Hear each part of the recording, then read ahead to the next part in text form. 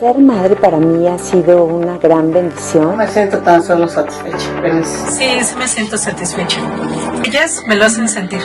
Siempre fue algo que yo soñé y Dios me ha permitido ser madre de 3 chicos dinámicos, muy dinámicos. Porque Dios me permitió tener 6 hijos, que son unas bendiciones para mí. Creo que uno puede pensar, quiero enseñar esto a mis hijos o quiero enseñar esto a otro cuando los tenga, ¿verdad? Pero ellos son los que a mí me han enseñado, ¿no? Dios a través de ellos me ha enseñado a amar incondicionalmente, a ser paciente, a saber esperar todo. Y a pesar de que teníamos muchos retos, enfermedades, problemas, salimos adelante. Me siento muy bendecida por Dios. Yo veo a mi mamá como mi mejor amiga. Ella siempre está ahí apoyándome. Es alguien en la que siempre puedo Una confiar. mujer muy fuerte, divertida, amorosa. Una guerrera, una mujer valiente, alguien que ama demasiado y de una forma incondicional. Siempre me lleva a Dios, sabe qué decirme. Es una mujer muy sabia, la Me ha verdad. enseñado a seguir a Dios a través de su ejemplo. Siento que ella es mi ejemplo a seguir. Siempre puedo confiar en ella y está ahí apoyándome en todo. Se esfuerza por amar a Dios. Simplemente ella es única, es amorosa y es mi madre.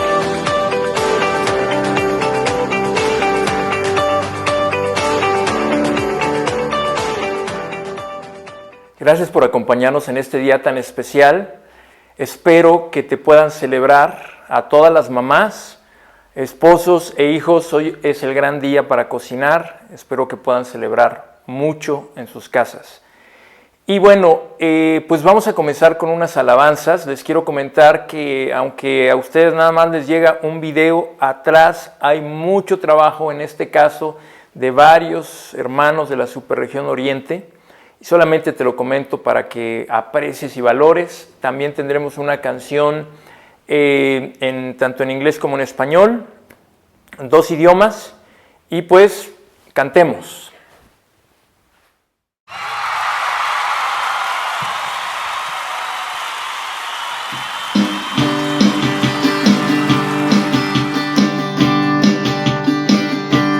Gracias, Señor, te damos por tu presencia. Gracias, Señor, te damos por tu poder. Gracias, Señor, te damos por tu Espíritu Santo. Gracias, Señor. Gracias, Señor.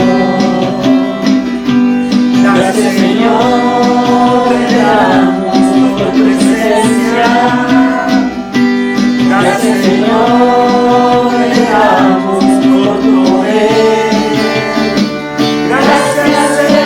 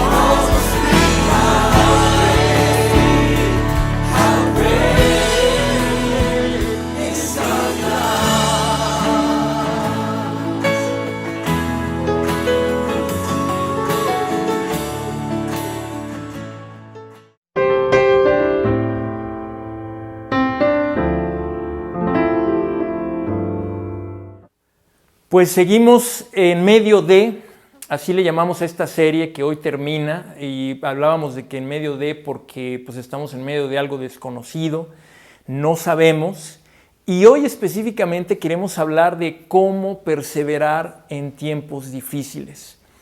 Y les comentaba yo que a veces encontramos ideas que en un principio pareciera que no tienen sentido, ¿no? Pareciera que son así como que medio encontradas, pero después adquieren sentido. Hay algo que generalmente todos, la naturaleza humana, evita, y pues son las cosas que no nos gustan. Pero conforme vamos madurando, conforme vamos creciendo, a veces nos vamos dando cuenta que algunas de esas cosas que no nos gustan, si las evitamos, no nos van a traer nada bueno. Hay otras que si las evitas y no te gustan, no hay ningún problema, pero hay otras que si las evitas y no te gustan, sí te van a traer problemas. Por ejemplo, hablando de ejercicio, hablando de comer vegetales. Tal vez de pequeños decíamos, ay, vegetales no, pero ahora nos damos cuenta que si evitamos comer vegetales o hacer ejercicio, eso sí puede traer consecuencia en nuestras vidas. Entonces, hoy, por ejemplo, estamos en una situación donde quizás muchos de nosotros hemos querido hacer algo más significativo. He escuchado personas que dicen, ojalá pudiera hacer algo más, pero bueno, por otro lado, no puedo salir. Y en fin, estamos experimentando muchas cosas y no es nada sencillo. Aparte de no salir, algunos les han reducido su salario, algunos ya no los dejaron poner su puesto en el mercado. Algunos no van a poder hacer su fiesta de 15 años. Escuché de otros que no tuvieron fiesta de graduación o no la van a tener, y otros no han podido celebrar su boda. ¿Cuántas cosas no están pasando? Y miren, estaba yo leyendo de una facultad de psicología de una universidad muy reconocida, que estaba escribiendo las cosas que estamos experimentando todos. Y hablaba de algunas que seguramente te vas a identificar: miedo, frustración, enojo, ambivalencia, que es en el sentido de que ahora puedo hacer las cosas que antes no podía y que quería hacer, pero de repente no es tan fácil hacerlas, y al mismo tiempo quisiera saber cuándo va a terminar todo esto. ¿Estás de acuerdo? También desorganización. Ya no tienes el mismo control que tenías antes, tristeza, aburrimiento, y eso sobre todo los jóvenes estarán de acuerdo, soledad, encierro y ansiedad. Son las cosas que hemos experimentado. Hoy, en esta mañana, nos vamos a enfocar, vamos a leer algo que escribió Santiago, algo que a primera vista es como lo que te decía, pudiera parecer insensible, pudiera parecer o no pudiera parecer, va en contra del sentido común, y son palabras que espero de verdad que no olvides, espero que de verdad inclusive después las puedas recordar. ¿Por qué es tan importante escuchar lo que Santiago tiene que decirnos? Bueno, ¿quién fue Santiago? Santiago fue hermano de Jesús. Sí, fue hermano de Jesús. Jesús tuvo hermanos. Aparte fue líder de la iglesia de Jerusalén, una iglesia que dirigió alrededor de 30 años. Y miren, lo interesante es que la dirigió en un ambiente muy adverso. Ya hemos hablado de esto en otras ocasiones, pero cómo era la situación en Jerusalén. Y además estaba todavía más marcado en los seguidores de Jesús, porque los judíos los habían marginado. Había carencia de alimentos, había mucha pobreza, las diferencias sociales eran tremendas, había crimen, aparte estaban bajo el yugo de Roma, eran una provincia conquistada por Roma. Y entonces pues pagaban impuestos, y en muchas ocasiones pues obviamente eran impuestos muy abusivos. Luego muchos de ellos eran mal vistos y eran perseguidos por ser cristianos. Miren, las cosas estaban tan mal que en una ocasión Pablo el apóstol organizó una colecta por medio de las iglesias alrededor del Mediterráneo, que eran iglesias gentiles, para que juntaran dinero y que lo pudieran enviar a la iglesia de Jerusalén. Así estaban las cosas. Entonces, Santiago estaba al frente de una comunidad en crisis y además en una tierra sumamente hostil. Tiene algo sin duda muy relevante para nosotros. ¿Estás de acuerdo? Entonces, vamos a empezar leyendo la carta de Santiago. Vamos a leer Santiago 1 y vamos a leer los primeros versículos. Santiago, siervo de Dios y del Señor Jesucristo, a las 12 tribus que se hallan dispersas por el mundo, saludos. Lo primero que dice Santiago es cómo se identifica. Se identifica como siervo de Dios y del Señor Jesucristo. Él ahora creía que ese hermano que él vio y conoció era su Señor, básicamente porque lo había visto resucitar y eso cambió completamente su perspectiva. Entonces él se presenta como siervo de Jesús y se dirige específicamente aquí pues a una comunidad de origen, la mayoría de origen judío, que se había convertido al cristianismo, y los saluda. Y luego miren lo que les dice: hermanos míos, considérense muy dichosos cuando tengan que enfrentarse con diversas pruebas. Introduce aquí directamente una de esas ideas que yo te decía que a primera vista parecen tal vez contradictorias o parecen insensibles o inclusive hasta podríamos decir medio masoquistas. A ver, ¿cómo está eso, no? De que nos consideramos muy dichosos cuando seamos sometidos a diversas pruebas. Normalmente no pensamos así. Y lo que él dice es: considérense, que es una manera en como él nos dice, mira, tal vez no has pensado así, tal vez no lo has visto así, pero tal vez necesitas cambiar tu óptica, tu manera de pensar, tu manera de cómo ves las pruebas. Y dice la razón del por qué.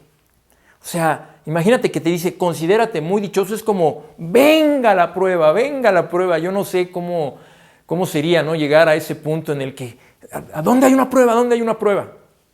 Sería, sin duda, yo creo que tendríamos que alcanzar un nivel de madurez muy tremendo, ¿no? ¿Cómo puede decir esto? Alguien podría decir, pero si él no conoce mi situación, pero él vivió en otros tiempos. Por eso te decía que es tan importante el contexto, porque con este contexto, la situación que estamos pasando es algo con lo que nos podemos identificar mucho más. Entonces dice eso y luego dice, pues ya saben que, es decir, yo pensaba, tal vez ya se los había enseñado, tal vez lo habían olvidado, o tal vez una cosa que el hombre llega a descubrir a través de la experiencia es el beneficio que pueden traer las pruebas. ¿Estás de acuerdo? Hay veces que necesitamos como que salirnos un poquito, reflexionar, meditar, para poder ver las cosas de otra manera. Entonces dice, pues ya saben que la prueba de su fe, algo que se prueba, normalmente se prueba para evaluar si es falso o es verdadero, si es auténtico o no lo es. ¿Estás de acuerdo? Imagínate que ahorita alguien llegara y te ofreciera, mírate, aquí está esta pulsera de oro de 18 quilates. Bueno, lo más seguro es que tú someterías a prueba esa pulsera para ver si verdaderamente es de oro. Si alguien te dice que te trae un diamante muy, muy fino, pues también lo someterías a prueba, ¿verdad? Es decir, normalmente probamos las cosas para ver si son de a de veras. Las pruebas que atravesamos están probando la autenticidad de nuestra fe.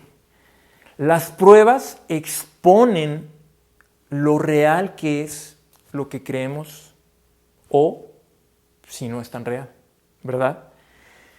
Es decir, las pruebas revelan la autenticidad de nuestra confianza en Dios. Mira, siempre que llega una prueba, llega y te sacude, te mueve, y entonces lo que hace es que se descubre la realidad de nuestras bases, ¿verdad?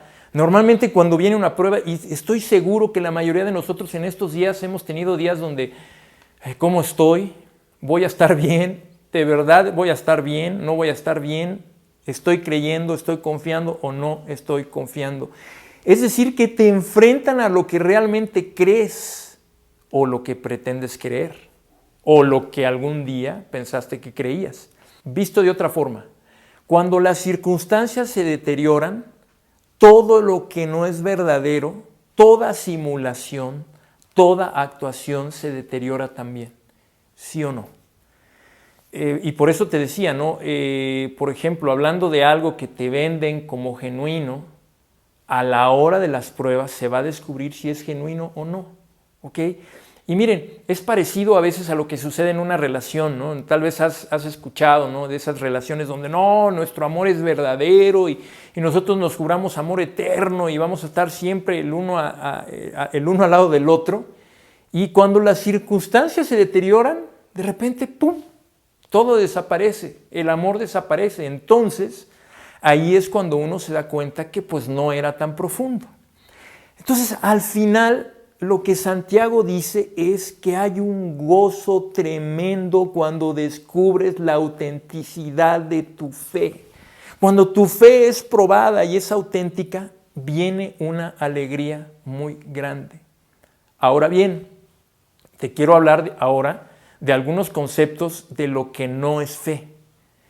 La fe no es cómo logramos hacer lo que queremos que Dios haga. Es decir, la fe no es, ok, yo necesito hacer que Dios haga lo que yo quiero. Eso no es fe. Tampoco es un superpoder. No es como, bueno, yo tengo fe de que a mí no me va a dar el coronavirus, por ejemplo. No, seas un hombre de fe o no, te puede dar coronavirus.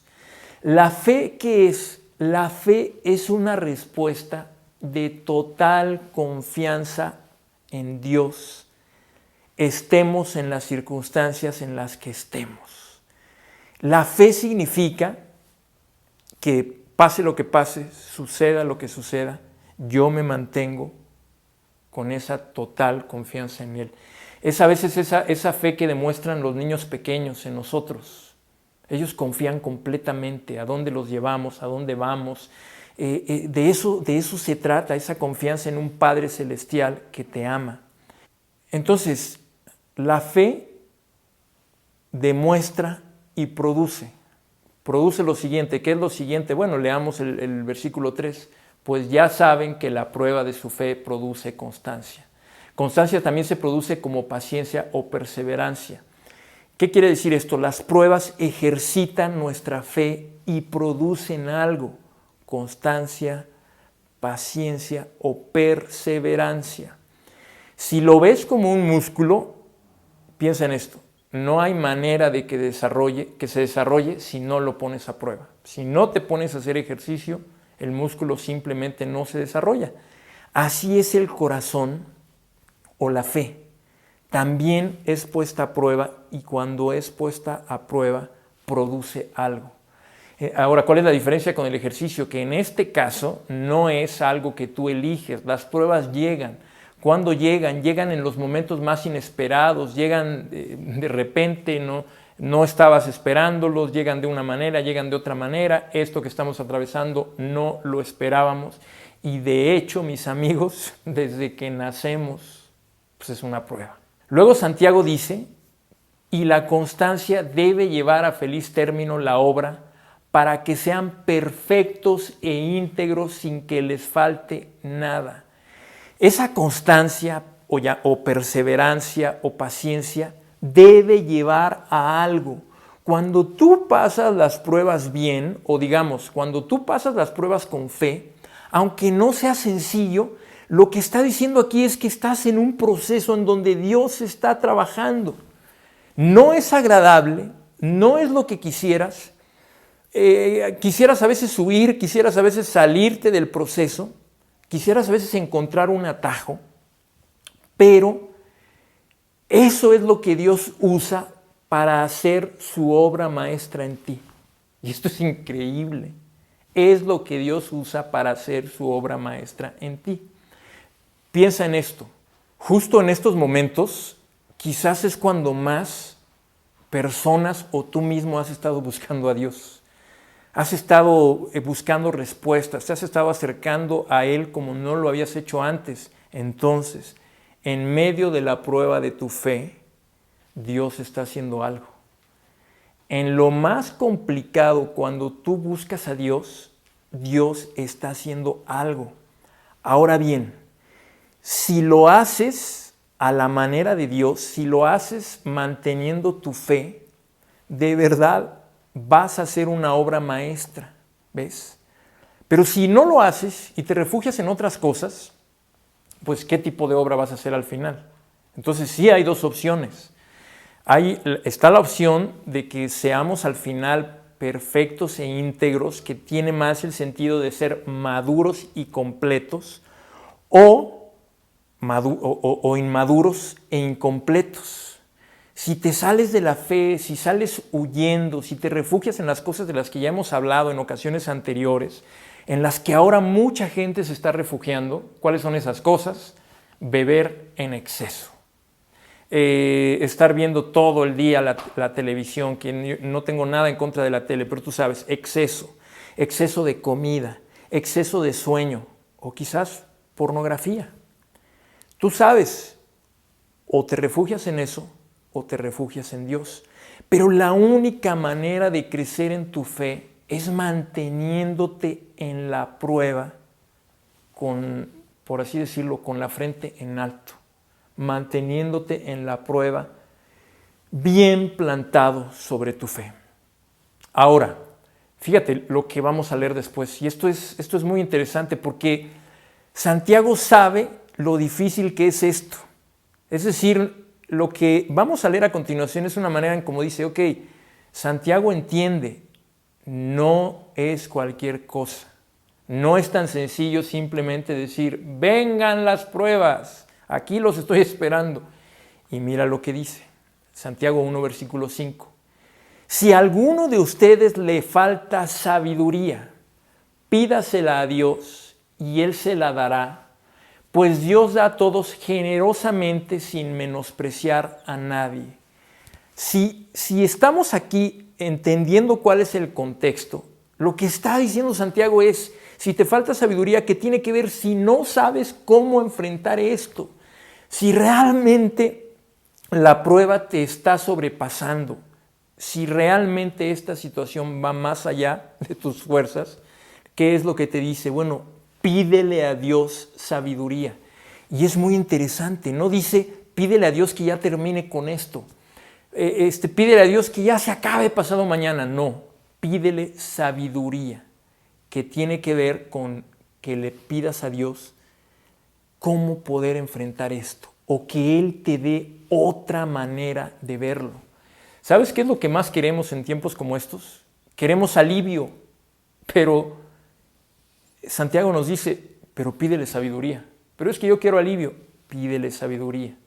Entonces, si tú hoy te encuentras en uno de esos momentos de verdad donde no has encontrado el alivio, donde no has encontrado la salida, donde verdaderamente te han llegado a dominar esos sentimientos de los que hablábamos al principio, bueno, pide a Dios, acércate con Él, y lo increíble de esto es que dice que Él te lo va a dar generosamente, que Él no va a decir, bueno, Él no va a menospreciar a nadie, es lo que dice aquí Santiago, no es como a ti sí, a ti no, a ti sí, a ti no. Él quiere darte sabiduría, Él quiere darte respuestas, pero necesitas pedírselo. Es como una manera de ir con Él y decirle, dame los ojos para ver como tú ves, dame sabiduría para entender esto o para enfrentarlo como tú quieres que lo haga. Y esto, al final lo que te va a ayudar es a perseverar con otra mirada. Entonces, como un resumen, de lo que acabamos de leer. Vamos a volver a leerlo rápidamente, pero miren lo que dice: hermanos míos, considérense muy dichosos cuando tengan que enfrentarse con diversas pruebas, cambiar nuestra perspectiva, mirarlo con los ojos que Dios quiere. ¿Por qué? Pues ya saben que la prueba de su fe produce constancia o perseverancia. ¿Por qué debemos de verlo con buenos ojos? Porque eso nos va a ayudar a ser más perseverantes. Y la constancia o perseverancia debe llevar a feliz término la obra para que sean perfectos e íntegros sin que les falte nada. Cuando aprendemos a perseverar, Dios tiene un propósito en medio de esa perseverancia y quiere hacer de nosotros una obra maestra, quiere ayudarnos a madurar, quiere ayudar a perfeccionarnos, quiere ayudarnos a estar completos. Y también nos dice, si a alguno de ustedes le falta sabiduría, pídasela a Dios y Él se la dará, pues Dios da a todos generosamente sin menospreciar a nadie. Si se te está complicando mucho, si de verdad la prueba te está costando mucho mirarla con los ojos espirituales que deberías, bueno, pídele a Dios y Él te quiere dar esa sabiduría abundantemente, generosamente. Él no quiere escatimar para nada con eso. Entonces, miren, pensemos en esto. ¿Cuáles son las personas que más nos inspiran? ¿Cuáles son las personas que más admiramos? ¿Sabes cuáles? Las personas que atraviesan las pruebas sin perder la fe son las que más nos llaman la atención. ¿Quiénes? Aquellos que perseveraron cuando se les cerraron las puertas. Aquellos que continuaron tocando cuando nadie les abría. Aquellos que se mantuvieron fieles cuando otros no quisieron mantenerse fieles. Aquellos que decidieron seguir adelante cuando otros traicionaron. Aquellos que siguieron ayudando cuando otros dijeron ya no más. Son nuestra inspiración. Esas personas son de las que queremos investigar sus biografías. Esas son las personas que a veces admiramos, son las personas a las que la gente entrevista. Y ¿sabes una cosa? Nosotros algún día podemos ser una inspiración. Pero fíjate qué interesante, al mismo tiempo que nos inspiran sus historias, también nos da así como que nos pone nervioso el camino que recorrieron. ¿Estás de acuerdo? Como dices, híjole, sí, pero el precio que tuvieron que pagar fue alto. Bueno, el asunto es este. Si lo recorremos con fe, la promesa es que vamos a ser profundamente dichosos. Vamos a tomar la Santa Cena que nos va a compartir Francisco Cruz. Muy buenos días, mi nombre es Francisco Cruz y hoy quiero compartirte acerca de la muerte de Jesús.